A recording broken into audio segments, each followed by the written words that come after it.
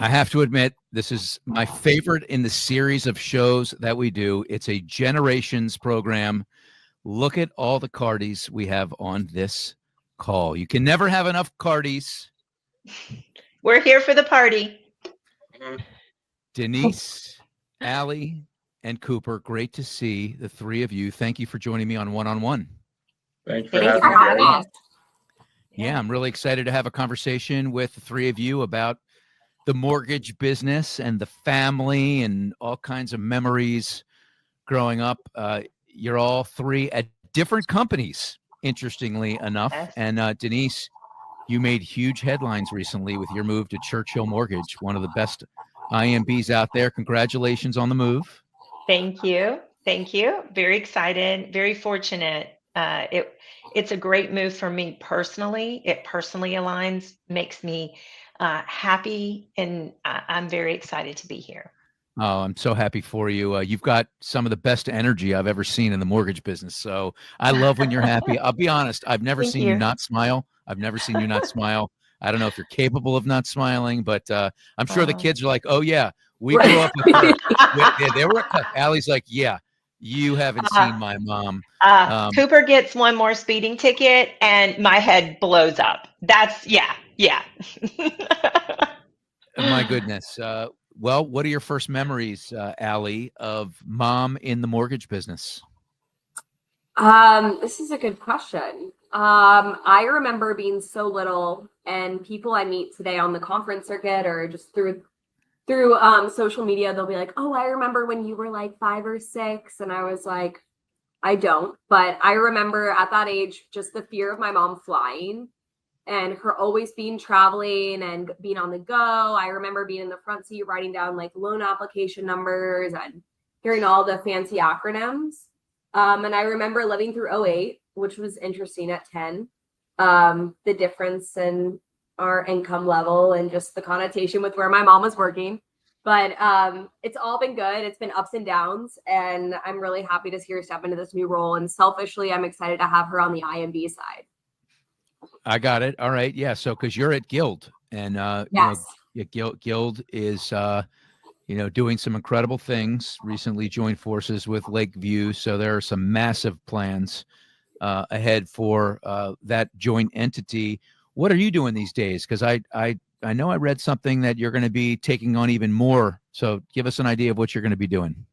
Yeah. So since Guild joined Bayview, there's been very minimal changes to like our day-to-day, which is great. But with that, a few weeks after that announcement, we hired someone to help me with corporate social. And then it's kind of transitioned to being run by Austin, who was originally our video production manager. And he's doing a great job at really just taking over the corporate channels.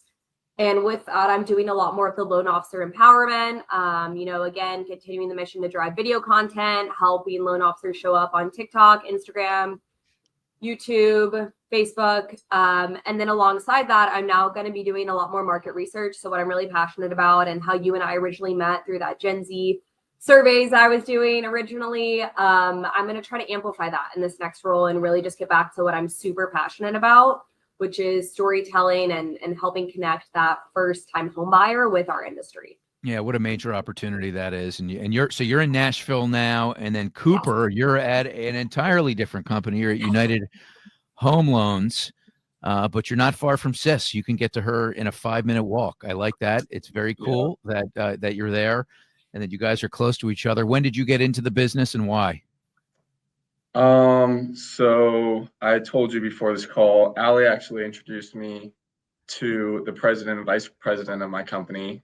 And I just got out of college. I was looking for a job, and I did my internship in the mortgage industry with DR Horton, really DHI.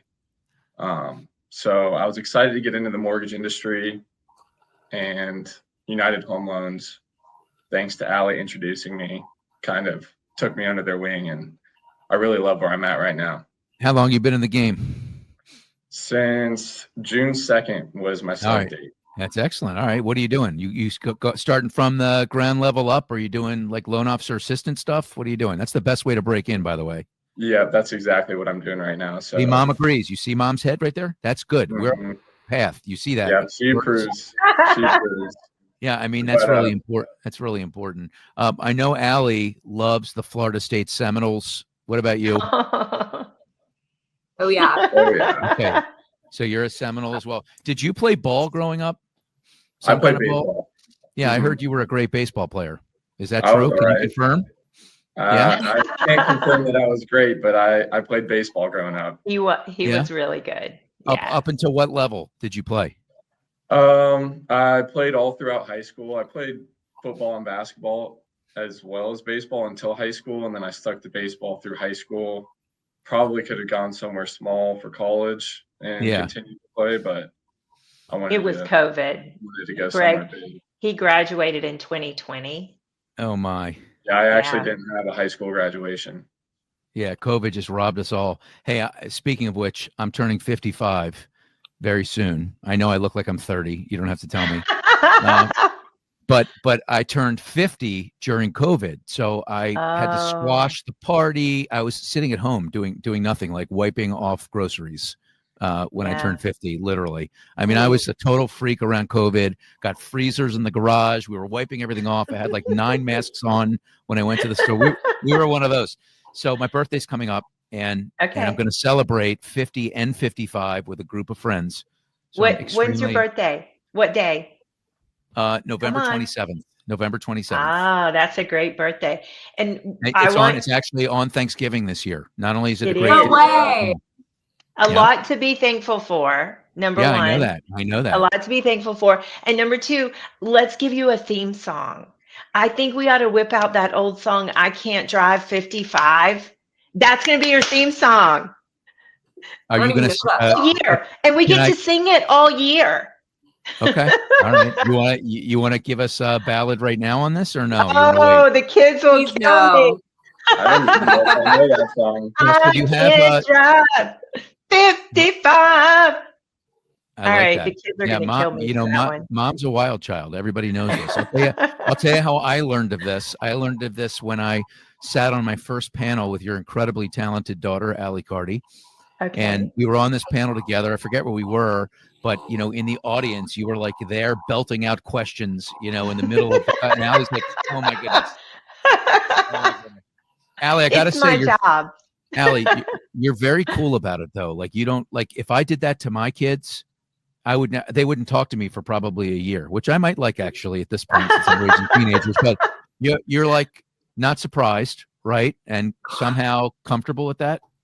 Yeah, no. I mean, I'd been speaking for a few months at that point, and I was stoked that she could even make the conference. It was in New Orleans, and I remember I was like on the panel, and I told her before, I was like, Mom, don't I'm a big girl now. Like, you gotta be quiet. And she's like, okay, yeah. And I remember the second we asked for any questions, she's like, and I'm like, oh gosh. And it was very obvious on my face. So I'm glad you didn't think that it was ungrateful, because I'm so grateful to her. So I'm always like, all right, give it grace. But I think we're at a point where she supports my journey and doesn't always have to be the biggest fan in the room. So, but I'm always appreciative of her. I love that. You've got great kids. Thank Denese, you. were you always good with your kids getting into mortgage? Like you've been in the business now for about 35 years. You've seen a lot of shit thanks in this for industry. yeah. I mean, you've seen planes fly into buildings.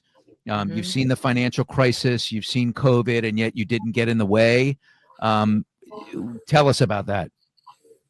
I've never even thought that I wouldn't want them in the business, because look, all of those things that happen, they happen in every industry, and they happen in the world. They happen to our economy. Those bad things are not exclusive to the mortgage business, and downturns in industries are not exclusive to what we do. But what is exclusive to what we do is the ability to touch people's lives in a positive way every single day. We get to bring the American dream to people for a living. We get paid to do that. there just aren't industries that, I mean, yes, being a brain surgeon, I'm sure, is very rewarding. I don't have that skill set. Like, that's just not, I don't have that ability. But I think just as rewarding is to put people in a home that they spend their Christmas with their family. And you know what, Greg, you talked about COVID, and in 2020, I'm sure you were in your home with your family washing those groceries. And I would want every American to have been in their home with their family during that time. And that's what we Yeah. get to do. Well, let's talk about then. That's really very poignant, right? I mean, the home is where it's cliche-ish, but home is where memories are made, right? We all know this, but it's more out of reach today for first-time home buyers than it has been at any point in our country for the last 4 decades. So we're at a 40-year low in terms of affordability, and we need fresh blood in this business. Cooper and Ally, you guys have a lot of responsibility on your hands. Like, do you feel that responsibility to convey the dream and make a difference that moves that needle and gets us off that 40-year low? Cooper, Yeah, you go first. Sure. Yeah, I definitely feel that responsibility. I mean, talking to my friends, people my age, nobody my age knows a lick about getting a mortgage. And so I think it's important for Ally and I to kind of guide them in the direction of showing them how to qualify and what they can actually qualify for, and actually putting that dream in their minds that they actually do have the ability to go out and achieve homeownership. I want to know how much did Ally and her emergence into the industry impact your desire to get into the game? Well, I think Ally's emergence into the industry kind of showed me how much opportunity there is for people our age in the industry, because like I just touched on, it's kind of Chinese to people that are Gen Z. They don't understand it at all.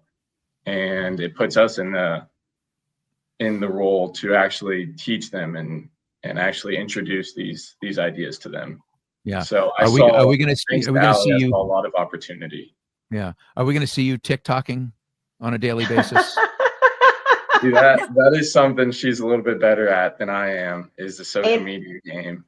So, and quite frankly, if you saw what Cooper's Halloween costume was, you would know we all need to be scared of Cooper on social media. Like, Ally is toes the line. Cooper is my wild card. He's here for the party. All right. I got it. Ally, same question to you. Like, in terms of the enormous responsibility that you're taking on, you and your generation, to revive the dream. Yeah, I think Cooper touched upon it. Like, it's not super well known, especially at like a collegiate level. Like, you go to school to find out about like what you're going to do for a career, and like there's amazing entry level opportunities. They're not maybe necessarily as high paying right off the bat. And so just talking about like, hey, there's opportunity to get in the game into the mortgage industry side, but with that responsibility comes the responsibility to also talk to home buyers. And what I've loved about being in the industry for the past three years is now I'm meeting young professionals who are like, hey, I'm following in my dad's footsteps. He told me to follow you on LinkedIn because you do such a great job as like that next gen, mortgage professional. And it's really powerful to meet like young men and women who are like, oh, I just want to connect with you because like you seem relatable. And that's such a powerful thing for me to wanting knowledge, but to have the opportunity to expand upon and just, again, help bridge that gap, because it is a little bit of Chinese, but also there's such a big opportunity to spread knowledge and help our peers get in the game. I listen to Gary Vee a lot. Greg, are you familiar with Gary Vee? Yeah, I know Gary personally. Yep. It's really interesting. I listen to his podcast every morning. He's been doing a lot more consistent morning like releases. And he always says, a lot of y'all are venting about Gen Z and like how they're so lazy, or they're so they're like beating the game with all this technology, and they're light years ahead of us. And they're like, that's because y'all raised them, one, but two, we are in a generation where Gen Z is like making hundreds of thousands of dollars off of TikTok, influencing, like understanding ChatGPT, AI. Like there's just so many technological advances that yes, homeownership is in a all-time low for first-time home buyers, but also there is some Gen Z individuals who are, I don't know, reinventing the game and just trying to be more financially aware and advocating. And so I think it'll be interesting as I listen to Gary Vee. He talks a lot about Gen Z and how we're going to enter the workforce. And I think homeownership could become more attainable, whether that's from the MBA side and all the amazing initiatives we're working on, but also the education and the financial literacy that Gen Z is aspiring to have. Yeah. So I'll just do a little dropping here. It's me and Gary So Vee. cool. I am like Yeah, the biggest you know. Gary Vee fan. You're going to have to hook her up, Greg. He's got a gift to gab. He's got a gift to gab for sure. He was really big into NFTs. That's the only thing I'll say. You know, V Friends, and I know he still believes in that. He would always say he's building his own Disney. Look, you know, Gary's a dreamer, right? And a lot of home ownership, you know, I'm going to try and draw a thread to this. It's about being positive and being optimistic, right? Even in the face of adversity, even in the face of feeling like you can never afford a home. And I like what Gary puts into the universe. It's a lot of positivity, sort of like Denese Carty, who I'm going to turn to now. Denese, how proud are you of these kids? I'm incredibly proud. It's hard when you're raising kids. And Greg, I think your kids, you've got teenage years, you know. And I looking back, I said it while it was going on, and I think it's true today. You don't know if you're doing a good job until it's over, right? Like you take them the day they hand you that baby in the hospital till they're 20 years old, you make a lot of decisions. You make a lot of choices in the way you speak to them, where you raise them, whether you overspoil them. Like there's a lot of choices that you make as a parent, and you can only hope that you're getting it right. Everybody has advice for you. You know, everybody's going to tell you what you should and shouldn't be doing, but you won't know until they're grown, until it's over. And when I look at the two of them, I'm just like, phew, okay, all right, I did okay. I got more right than I got wrong. Not that I didn't get some things wrong, but I got more right than I got wrong. But I'll leave it with this. It also takes a village. And I've surrounded my children. I've been fortunate enough to surround my children by really wonderful people, wonderful mentors, and just wonderful people that help create them and build them to the human beings they are today. And I'm really proud of that. Oh, well, that's nice to hear. Yeah. Right, kids? Yeah. And I'll also say, Thanks, Mom. I think a You're lot welcome, of honey. people have asked me like, hey, Ally, like, where do you get the confidence to speak like in front of big groups of people, or like to raise your hand and disagree with people? And a lot of it came from my parents always giving me a seat at the table, no matter what my age was. And if it was like an event that was all parents, you know, they still let me come and just witness the interactions. And I think at such an early age, that was really powerful. So I always owe that to my mom and my dad for including us and giving us a seat at the table. Denese, what are you doing at Churchill? So I am the executive director, divisional director of the East Coast. So I'll cover everything in the Eastern time zone, from Maine to Miami. So Awesome. I've inherited a team, and it's going to be my job to grow it. Oh, okay. Yeah, you took my questions. Look at this. You should be in my chair. That was really good. I like I like how you did that. Now you're coming largely from the bank side. So why the move? Well, I know you've been back. You've been on both sides, but I mean, you've spent the lion's share of the last 20 years, I think, at two banks, or at least that's banks, probably right. I was at Citibank for a couple of years, and then I was at Chase for 9. But in between, I was at FBC, that's now Accusure, in Florida. Amazing institution, great company. And then before that, you know, where my heart and soul was in her first ABN AMRO. And you know a lot of my old ABN AMRO people on the circuit today. Garth Yeah. Graham, that's where I worked with Garth, and Neil Young. Neil Young, he'd kill me. Neil Armstrong. I love Neil Young. I thought you were going to start singing another song when you said Neil Young. No, that was a different job. Neil Armstrong was my inner first guy, my inner first partner. Lisa Lanick, Sherry Duff, like on and on and on and on are all. And my kids are shaking their heads because so many of those folks in the industry think of my children as their nieces and nephews.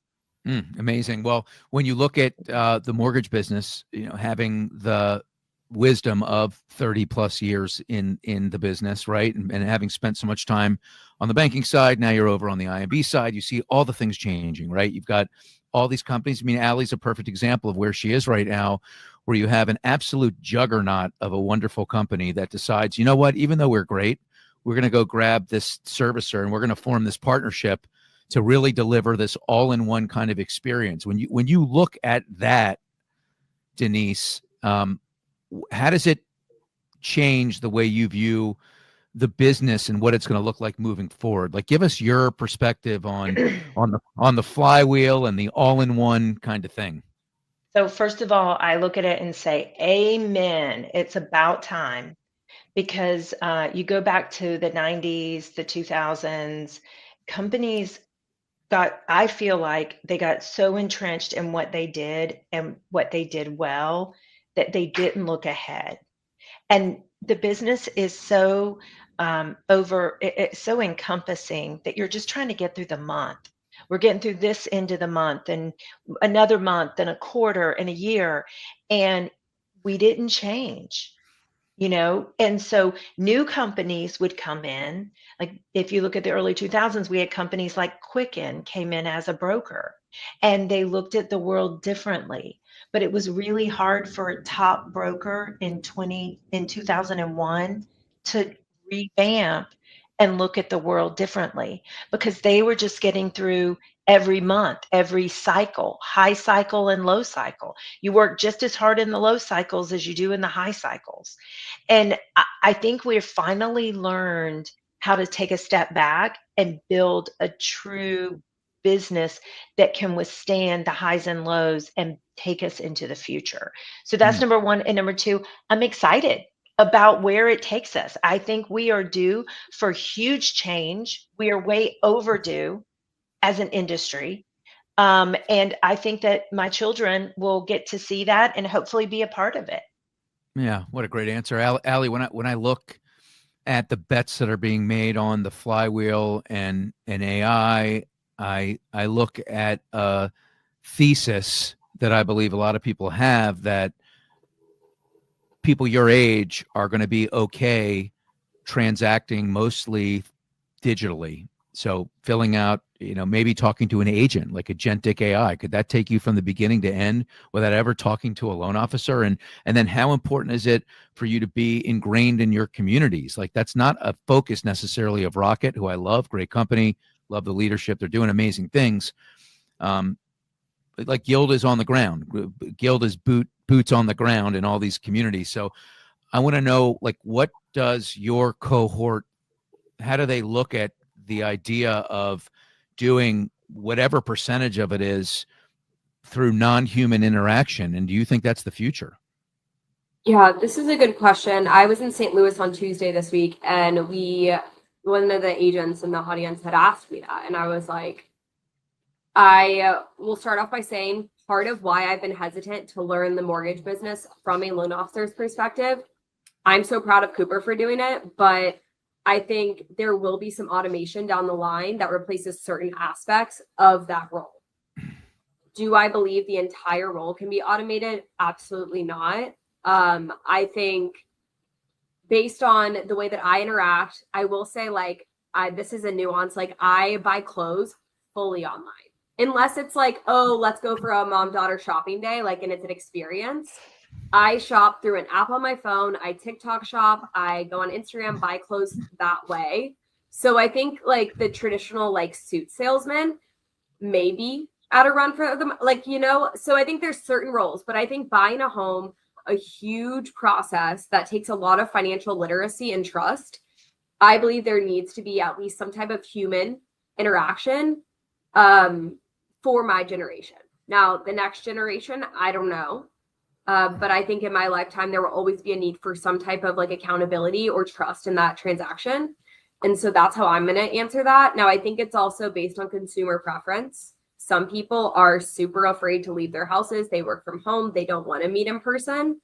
So I also love Cooper's thoughts on it because he is like in Gen Z and he'll have a similar consumer like experience. Yeah, let's talk about your shopping game. Do you order all of your clothes online, Cooper? That's more important. I wait for Christmas and birthdays. How is your fashion game, Cooper? Minimal. It's not Minimal. really existent. But Not that strong. Huh? Okay. All right. Then as to the far question. as like the AI chatbots that are there to help you on certain websites, I always look for the phone number personally, because I'd much rather have somebody to talk to. And maybe future years down the line when AI is even better than what it is, I still don't have full trust in the AI when I'm talking to these chatbots. I always appreciate having an actual contact that I can communicate with and not feel like I'm talking to a robot. And I don't know if it's a guy versus girl thing. I think guys are much more that way, at least our age. We don't really, most guys that I'm friends with aren't really big texters, not big on social media, stuff like that. So I think having that actual personal connection with somebody at the company is a big advantage. And like Ally said, maybe that's a personal thing, but I think many of my friends would agree with me saying that. Yeah. It is. You nice sound to like have that you contact. sound like the LO of the future. You'll accept the parts of the digital experience that make an impact, but you want to remain connected to people. And I think that really is the essence of where this business is going. It's so great to have 3 Cartys on one call. I really appreciate your time. This has been an amazing one-on-one. And the third generations episode that we've had, had a great conversation with the Vermillions, the Habibs, and now the Cartys. So thank you all very much. Happy holidays to you. Happy holidays and happy Thank you, birthday. Yeah. Yes, Remember happy to birthday. drive 55. Bye, Greg. All right. Have a great Monday, everybody. So long. See you, Greg. Bye-bye.